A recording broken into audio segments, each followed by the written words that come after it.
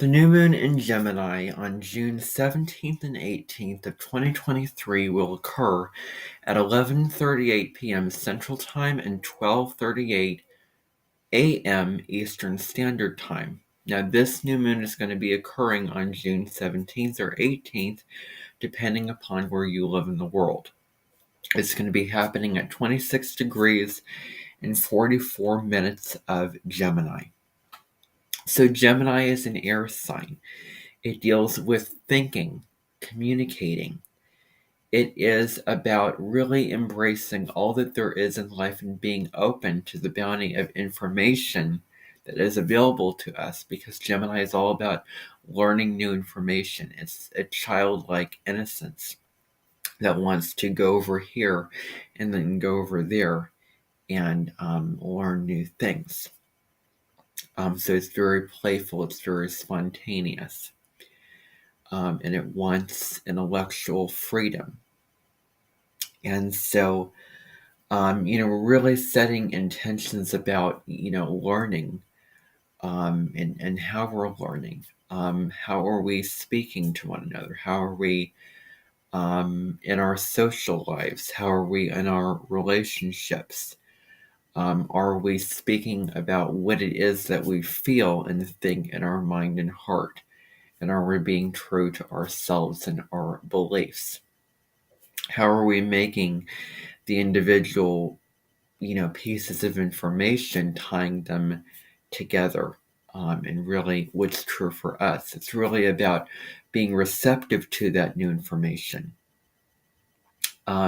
It's a time to listen to others' perspectives on things, being open to different conversations and just genuinely, without bias, without having certain opinions or feelings that hold us back from listening to other people.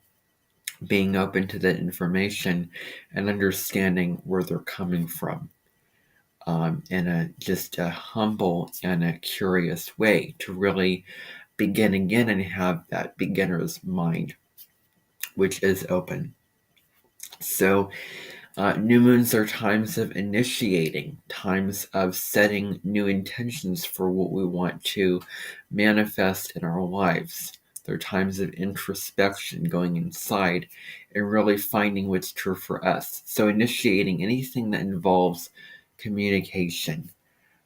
Is it a book? Is it I don't know, what could it be? Is it a podcast? Is it a YouTube channel? Anything that involves you speaking or writing or listening is wonderful for that. And then you can sort of put in those action steps after this new moon is over, or on the new moon.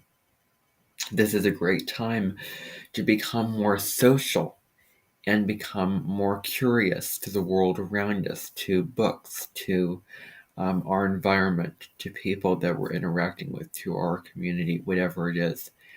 It's about, having gratitude for the information that is available to us, and, being open to learning new information. This also is a new moon to learn about, to really look at your thoughts. What are you thinking, and what are you telling yourself? What are the narratives that you are telling yourself and talking yourself into, and how are they affecting your life? How are they making you feel? How are they affecting your outlook on life and your state of being, and what you want to take action on in your reality? So what are you telling yourself internally? And how is that working out for you? It's a time to rewrite that dialogue in yourself, to be kind and compassionate with yourself, and tell yourself positive things. It's a great time for positive affirmations and a spiritual practice where we can repeatedly repeat those affirmations over and over again to affirm what it is that we want to say to ourselves in a new belief, and something that we want to feel and believe about our lives. And so, how do the stories that you tell yourself affect your day-to-day life? this is a good time to look at that, and also to rewrite your story if it's negative. It's about, because Gemini is a mutable air sign. So this relates to making changes with flexibility and with grace. So, being very adaptable to your circumstances, being very flexible, changing. Because Gemini comes after Taurus, it's fixed earth. It says no. It wants to dig in its heels. It wants things done its way at this time, this, schedule. So, Taurus is a very stubborn energy, that at best is about valuing your self-worth, knowing what makes you feel good, but at best, at worst, it can be stubborn. So becoming very flexible, intellectually communicating what you want, and changing, um, what you're doing, and changing your own narrative that you tell yourself. And also breathing, meditation. Those are all wonderful things to do at this Gemini new moon, getting into that grounded space where you're slowing down. You're becoming more grounded. You are really feeling, any kind of breath work would be good to sort of let the chatty, scattered, busy mind that you may have around this time slow down, become more present, become more focused.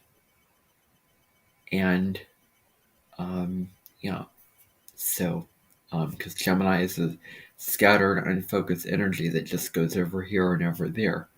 But let's actually take that energy and focus it towards what we want to create, finishing what we start, communicating in a deliberate way where we're meaning what we're saying, and being loving and compassionate and accepting ourselves as we are.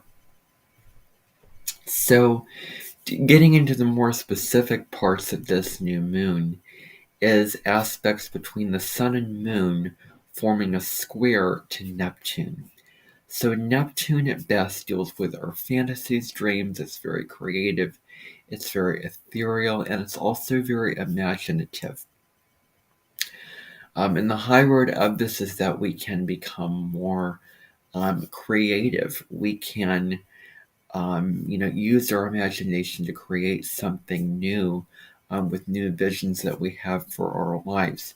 We can get into those states of meditation and those altered states of being and become more imaginative, more artistic. That's always the more positive expression of Neptune. But at worst, the Sun square Neptune has this feeling less strong, weaker, physically and mentally, less motivated, more sort of down in the dumps about our lives. We're feeling, less motivated to do what we want to do what we need to do. More like we want to go inside, take a break, sort of, where we feel like we don't want to be bothered. There's just this sense of just wanting to not be facing our reality and the things that we need to face, and those responsibilities and the things that we need to do, and the people that we need to show up for on a day-to-day basis, and how we really run our lives and put ourselves out there. There may be a difficulty with finding the self-confidence to do that. So on the low level, there is confusion, disillusion, with relationships, of not knowing exactly what we want to start, not knowing exactly what we want to say or communicate to people, or listening to others and then not fully understanding what they're saying. Um, and this also deals with not seeing things clearly for what they are.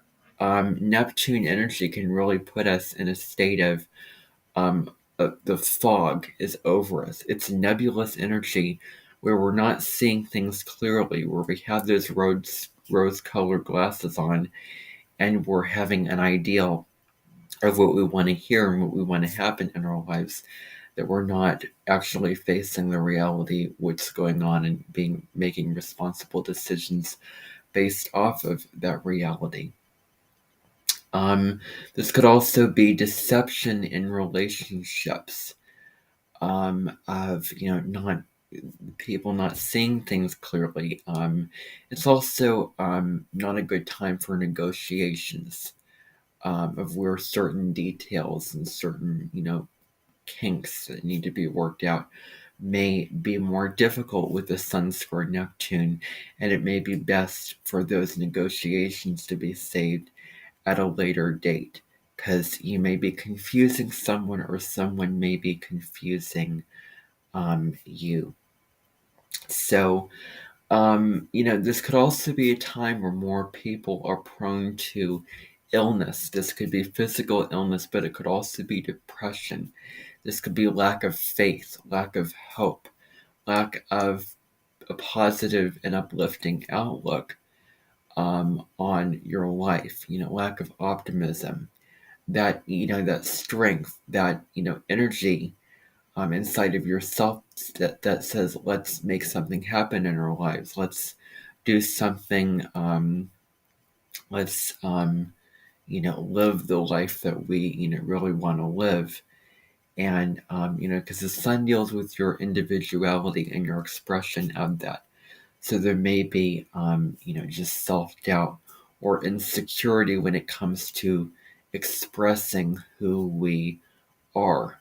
And we're not feeling entirely confident and secure about ourselves, with a healthy sense of self-worth and valuing ourselves, and really accepting ourselves as we are, knowing that I think the energy of the square is all about accepting that we are truly enough as we are. And so anything that we can do, any spiritual practice where we can tap into that serenity of, that we are enough, and, loving ourselves, accepting ourselves, being present with ourselves, for who we are, with all of our flaws and all. So, not falling into, or not being dragged into that depression, with thoughts that pull us down energetically, spiritually, and emotionally. Because depression could be a thing here where we're feeling more negative outlook in life, where we don't want to go out and live our lives, and yeah, that's how it can show up.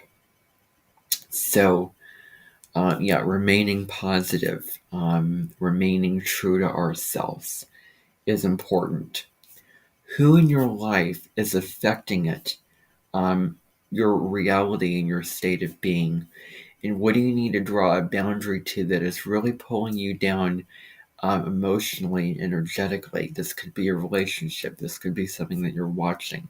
This could be something that you read that really puts you in a down, sort of depressed state, and feeling drained, feeling just down, and lack of faith, and lack of joy, and lack of just contentment and gratitude, and being really grounded in the here and now.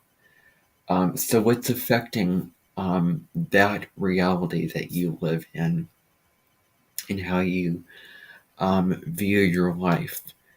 Especially, one of the ways that this can show up is social media. You go on and see people's wonderful lives and that they're living, and it's really where we're not seeing it clearly, where they're not showing what is truly going on in their lives. They're showing the positive aspects, of sort of through a filter or a screen that is not them showing 100% of their truth, sort of, keeping it in secret of their more private issues going on.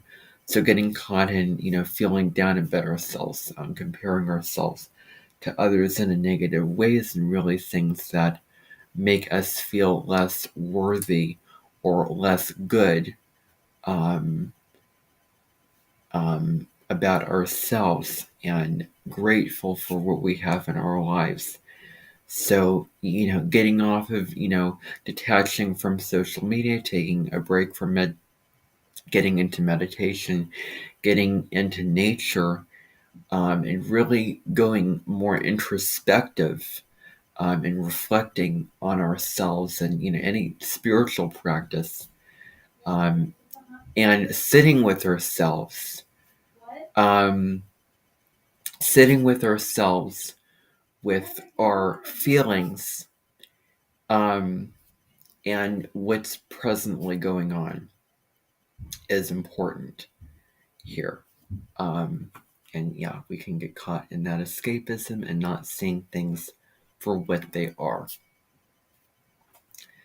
So, the card that I pulled for this new moon is about gratitude. Having gratitude for what's here and now, for who we are, for the people in our world, for the things that we have, can really do a lot of good for us at the time of this new moon. So, that is your video on the new moon. I hope that you enjoyed. Bye, everyone.